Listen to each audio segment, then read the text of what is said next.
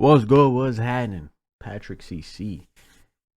I don't know how to say that first name, bruh. Reeves refused to sell his soul to Hollywood. Let's go. Most celebrities' lowest moments, biggest freakouts, or controversies draw the most interest from the general public. For Keanu Reeves, it's the total opposite. The more normal, down-to-earth, and humble he is, the bigger the response. In this 2011 video that has 16 million views, a woman backed her Mercedes SUV into Keanu Reeves' classic 1973 Norton Commando 750 motorcycle while the actor was inside a medical building. The Beverly Hills police showed up to document the incident. Keanu talks with them and the woman, just like any normal person would, and drives off after a couple of minutes. In this 2021 video, Keanu talks to his fans about his motorcycle. 8.3 million views, with people dissecting it like it's some kind of social experiment. I like the distance they keep. He does nothing to keep them at bay, but their respect shows in the way they stand back and give him space. As they should, bro. And a lot of people tend to forget that. You know what I'm saying? These is human beings, just like you and me, bro. Regular people, right? And it's like, for you to be all over them, praising them, yelling in their face, oh my God, it's like, they're not gonna want to sit and speak with you, bro. They're gonna want to up and leave even faster, you know what I'm saying? So, I don't know. That's just me. When I see somebody famous or well-known or whatever have you, I'm gonna approach them on some regular shit. Hey, how you doing? Shout out to you type shit, doing your thing, you feel me? Can I get a little flick? Yeah, we good? Have a good one type shit. And meanwhile, he's smiling, talking, reaching out to them. He's doing nothing to push them away. In this 2015 video, Keanu walks through an airport in a hurry while stopping to take some photos with fans. He is flying commercial and has no bodyguards despite him being worth $350 million. 7.7 million views. Here's what Joe Rogan had to say about Keanu. That guy sits on the subway by himself. No, like, that's freaking awesome. Yeah, but there's no obvious outward displays of wealth from him. Yeah. I mean, he's insanely wealthy. Yeah. But when you see him, he's dressed like me. Yeah. He's got like a regular watch on, sneakers. He's normal as man. Yeah. It's real weird. Some of you might think it's weird that people praise Keanu for... That's not weird, bro. Some people may think that, but boy, you don't need the flashy shit. We know he's wealthy type shit, you know what I'm saying? So it's like, why would he go out and make it known that he's good and well flashy and all this? There's no need for it. Man, it's real weird. Some of you might think it's weird that people praise Keanu for having basic human decency, which goes to show you how Hollywood has lowered our expectations for celebrities immensely. But once you learn about Keanu's rough upbringing, as well as his over-the-top acts of generosity, you will understand why he has earned the title of the nicest man in Hollywood. Make sure you're drinking water. Keanu's father, Samuel Reeves, struggled with substance abuse, was in and out of prison for selling heroin until he ultimately abandoned his family when Keanu was just 3 years old, forcing his mother, Patricia, left to raise 2 children on her own, working tirelessly as a costume designer. Patricia married and divorced 4 different men during Keanu's upbringing. According to Keanu's sister, the revolving door of men had a substantial impact on their childhood. How we lived our lives depended on the man of the moment. Despite having numerous father figures growing up, the kids were on their own for the most part. Kim claims, "We never had anyone to play with us, to watch me riding horses or Keanu playing hockey." We all know that young men who grow up without stable father figures are more likely to grow up aggressive, angry, depressed, and often repeat the cycle of abandonment. Keanu was set up for failure from the very beginning. And that's sad, bro. Like, we hear it all the time. We see it, you feel me? And it's like you have a kid, why leave him, bro? You know what I'm saying? Why fucking leave him? Like, if you don't want to be with the baby mama, that's fine, but like, try to make it work to be there for your kid, bro, because I don't know, I find it so weird, bro. How you having a kid and you're just gonna up and leave? You know what I'm saying? I see it happen. I've seen it happen too many fucking times, bro. You feel me? So unfortunate. His teachers noticed a vague sadness that loomed above him like a dark cloud. He spent more than 5 years bouncing from one high school to another, including one where he got expelled because he was too rambunctious. Keanu thinks he talked too much and was not generally the most well-oiled machine in the school. I was just getting in their way, I guess. Keanu felt a strong disconnect from others. They made him feel unwelcome, which did not change when he arrived in Hollywood. Reeves' agents told him that his name was too ethnic. Now this was the mid-1980s, but it still seems like a silly thing to worry about. And although Keanu was justifiably annoyed about it, he actually took what they said into consideration and tried a different name, calling himself Casey or Casey Reeves. But whenever he had auditions and they called Casey, he wouldn't respond. Most people would not even consider changing their name, let alone actually giving it a shot. Keanu proved early on he was open-minded and easy to work with. He went back to using his real name and it had zero negative impact on his career. Yeah. What did have an impact on his career were some of the roles he landed early on. The foundation for Hollywood's nice guy was built on him being casted as somewhat of a teen heartthrob. Young and handsome male actors often accrue fan bases of women who romanticize them as the perfect guy. First, he starred in NBC's Babes in Toyland, Act of Vengeance, and Brotherhood of Justice, as well as making his first motion picture appearances in the sports drama Youngblood and the low-budget romantic drama Flying. But when he met casting director Carrie Fraser, everything changed. He walked in the door and I went, "Oh my god, this is my guy." It was just because of the way he held his body. His shoes were untied, and what he was wearing looked like a young person growing into being a man. I was over the moon about him. His youth appeal earned him roles in dramas such as The Night Before, The Prince of Pennsylvania, and Permanent Record. Bro, y'all noticed, like, I know this is older movies and shit, like cover art, whatever, but like, Roles in dramas such as The Night Before. look at this, bro. Like, you can just tell something's like old. You know what I'm saying? Just by the looks of it. That's crazy. The Prince. Look at that, bro. I swear, I've seen more white background movie covers than anything else, bro, from back in the day. Or it would Pennsylvania, and it would be like this orangey, reddish, darkish type of tone to it, like this. You know what I'm saying? That's crazy. Permanent Record. But his big break came in 1989 with Bill and Ted's Excellent Adventure. Although the film received mixed reviews, it was a solid box office success, grossing $40 million against a $10 million budget. Reeves' portrayal as Ted Logan significantly boosted Keanu's Hollywood profile. Before getting the part, director Stephen Herrick screened between 200 and 300 actors for the main roles, requesting that each actor try out for both leading roles. Keanu was among the first to audition, and Herrick immediately set on casting him as Ted. When Keanu came in, he was one of the first. It was really kind of like, wow, he's Ted, and there was sort of a lovable goofiness to him. But Keanu wasn't just acting as a lovable good guy. That was really him. He proved that in 1991, where his act of kindness changed a man's career. In the adventure film My Own Private Idaho, Keanu co-starred along River Phoenix as a street hustler. Before filming, director Gus Van Sant struggled conceptualizing actors for the two lead roles. He sent the script out to Keanu and River's agents expecting them to reject it. Reeves' agent was open to the project, however, Phoenix's agent stopped reading the screenplay halfway down the first page, adamantly declining. Van Sant convinced Keanu to personally deliver the script to River Phoenix at his home in Florida since they were friends. Keanu did the director a massive favor, and over the 1990 Christmas holiday, he rode his motorcycle from his family home in Canada to the Phoenix family ranch in Macanopy, Florida, roughly a... Jeez, bro. What? Bro, from Mass to Florida, that's like almost a little under 24 hours, bro. Canada to... a 2,100 kilometer or 1,300 mile ride. After the long ride, River read the script and wanted the role that Keanu was cast on a bike, bro, on a fucking bike. As, but they convinced him to take the edgier role of the drug-addicted hustler, Mike, which he accepted. The craziest part is, River ended up getting way more praise than Keanu in this film. Phoenix won Best Actor honors at the Venice Film Festival, the National Society of Film Critics, and the Independent Spirit Awards. Tragically, in 1993, following several days of binging on cocaine and heroin, 23-year-old River Phoenix passed away outside Hollywood's Viper Room nightclub, right in front of his brother, sister, and girlfriend. Keanu has rarely... 23, bro. 23.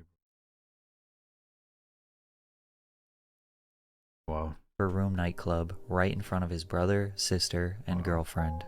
Keanu has rarely mentioned his close friendship with River over the years, opting to keep that part of his life private. But River's death still feels like a fresh wound to Keanu's heart even 30 years later. But if we're being honest, Keanu driving that motorcycle wasn't much of a sacrifice. That man loves to ride. However, during the filming of The Devil's Advocate, he gave up something that 99% of other actors wouldn't: money. The Devil's Advocate is a supernatural thriller that follows a young lawyer who dives deep into the dark world of success and temptation. While casting, producers approached Oscar winner Al Pacino, who turned down the role of John Milton 3 separate times due to the cliche nature of the character. Pacino even suggested Robert Redford and Sean Connery for the role. Keanu reportedly took a substantial pay cut worth millions of dollars so that producers could meet Al Pacino's salary demands. And yet again, Keanu's sacrifice benefited everyone but him. The film grossed over $61 million at the box office, and Al Pacino's performance was highly praised as one of the few bright spots in the film, and it wasn't the last time he gave up some of his salary. The actor reportedly took a 90% pay cut 3 years later so that he could star alongside Gene Hackman in The Replacements.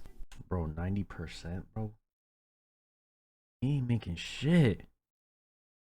I mean, he making more than, you feel me? He making money, but like, compared to what he would have made if he didn't take that pay cut, bro. But it didn't really matter if Keanu was a great guy or not. Nah, I ain't gonna lie, bro. That says a lot for real, bro.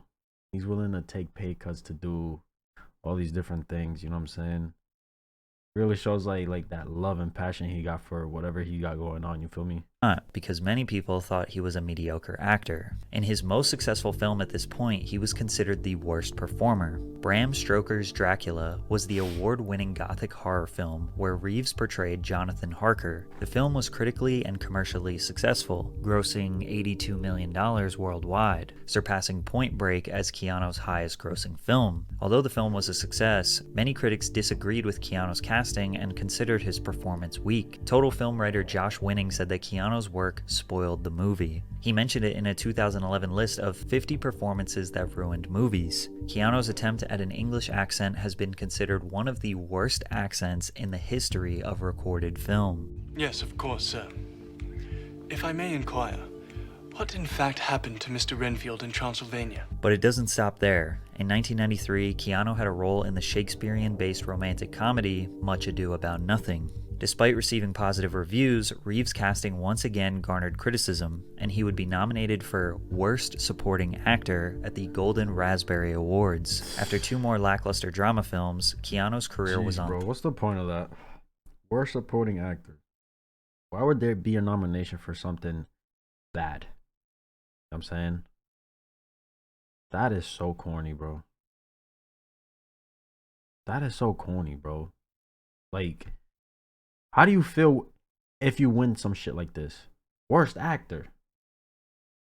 Like what? Like how do you feel about that, bro? Being nominated for that shit. Now imagine winning that shit. You know what I'm saying?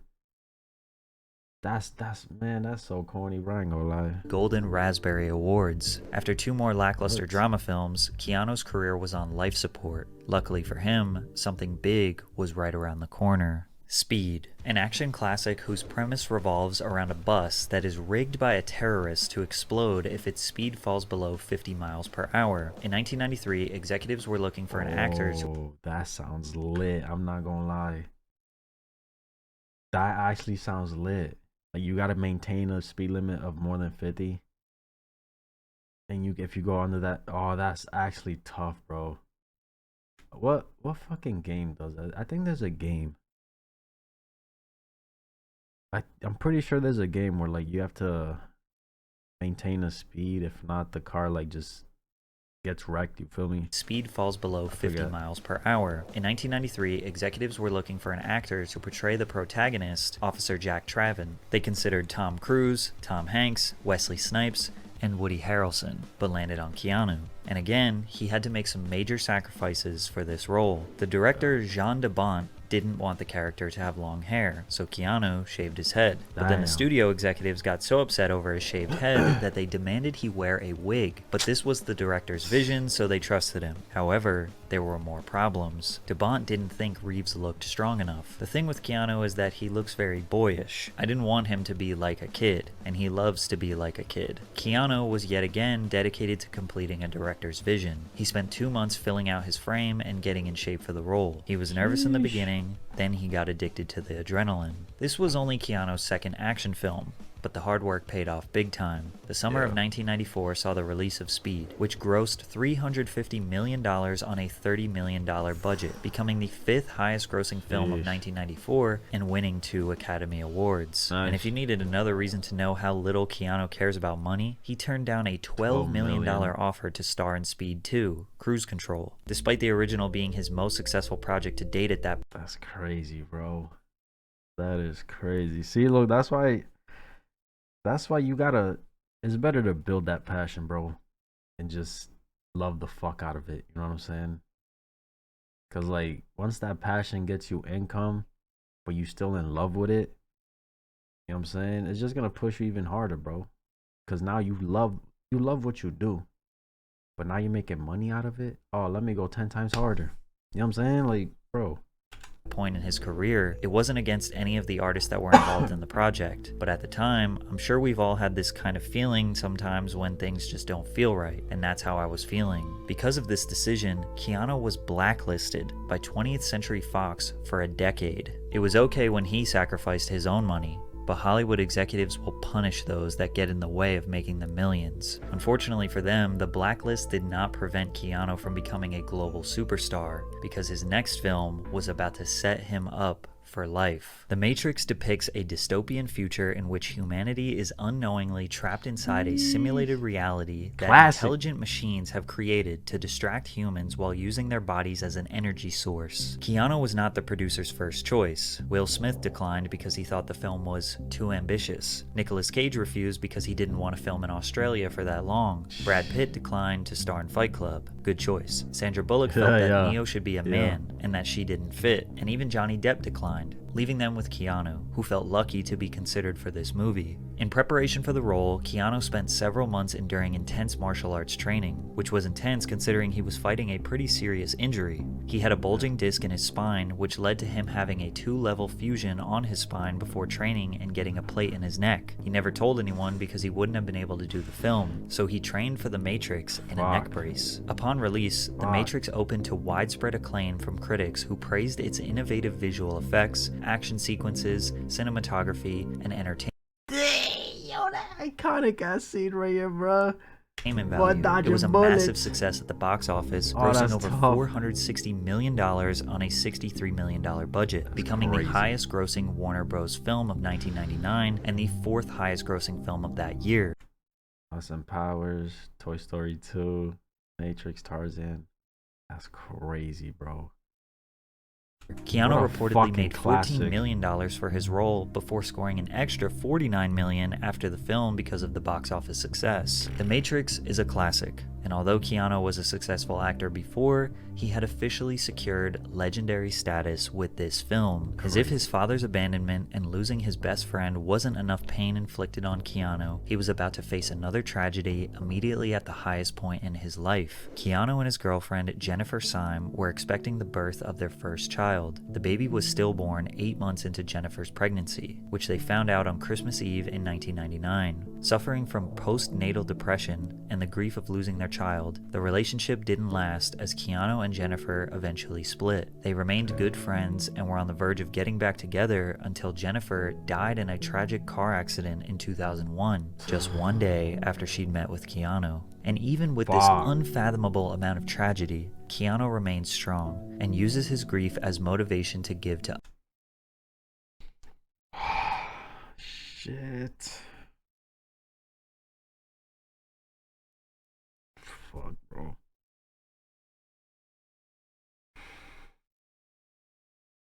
Bro, that shit gave me so many goosebumps, bro. Oh my god.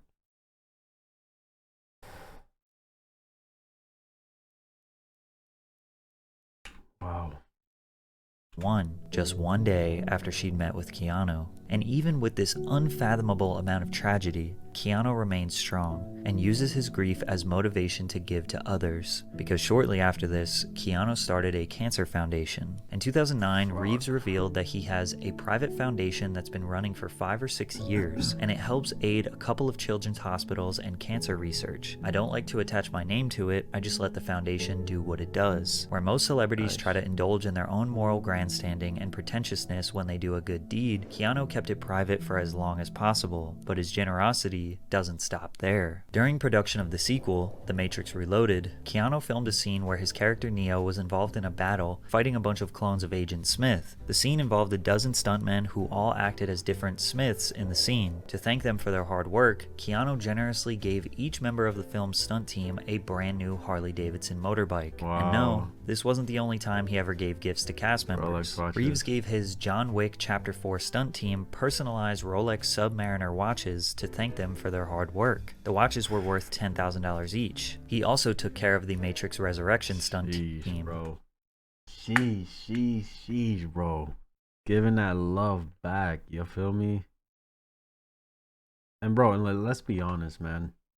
Producers, videographers, photographers, you know what I'm saying, directors, everybody behind the scenes of these music videos, these movies, these TV shows, everything, all the media, right? Everybody behind the scenes, bro. They don't get enough recognition. They don't get enough love, you feel me? Compared to the main person, the characters, the actors, the actresses, all of that, right? Rightfully so, cause they're the main subject in these projects, right? But like, if it wasn't for the people behind the scenes, bro, none of this shit would be happening. So shout out to every motherfucking person behind the scenes, whatever it is. Shout out to them, bro. No bullshit. Shout out to them, bro. That's some real ass shit. Booking them an all-expenses-paid trip to the premiere. As a token of his appreciation, Reeves took care of the private jet travel and hotel accommodations, premiere tickets, and even organized a special post-premiere brunch for invitees, among other gifts. It was reported by multiple news outlets that Keanu donated $31.5 million, or 70% of his Matrix money, to cancer research. However, the story is not true. Keanu Reeves did not donate 70% of his salary to charity, his publicist confirmed. The internet immediately ran with this narrative because anytime they can get an excuse to praise Keanu for his generosity, they will take it. And after all, it does seem like something he would do. Ironically, the gesture that got him the most praise and attention was by far the most simple and normal. In 2011, this video of Keanu on the New York City subway went viral. After noticing a woman carrying a hefty bag, he pointed to his seat and asked if she wanted to sit down. The woman accepted the offer, at which point Keanu got up to let her take the seat he was occupying. The video has more than 42 million views. Just the idea of him riding the subway was occupying. The video has more than Keanu Reeves, gentleman or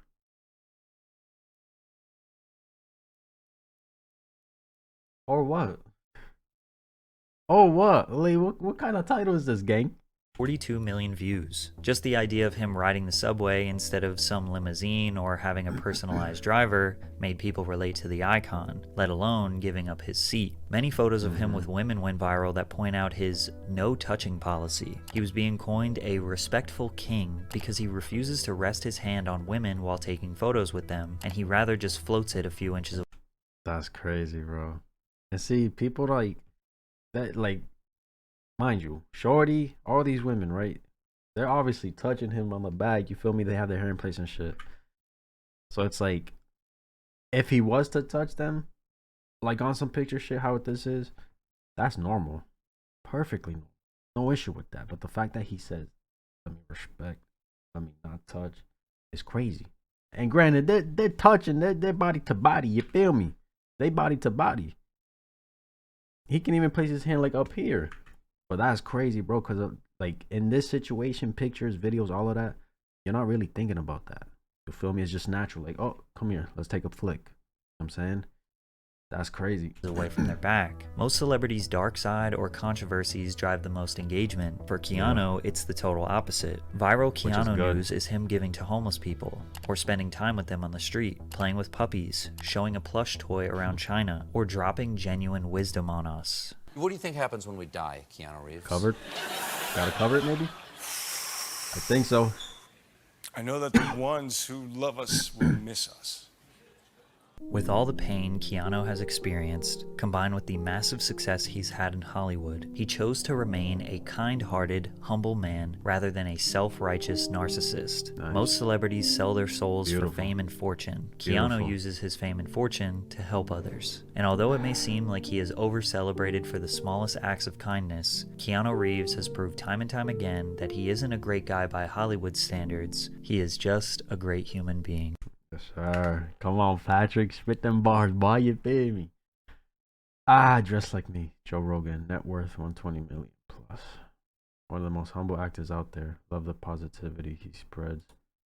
I always like Keanu because he's so down to earth. We think it's strange because 99% of celebrities are too entitled and arrogant. But this is how they're supposed to be. After all, they do have influence in the world. He's actually a great guy. More people should be like him. I agree 100%, bro. I agree 100%.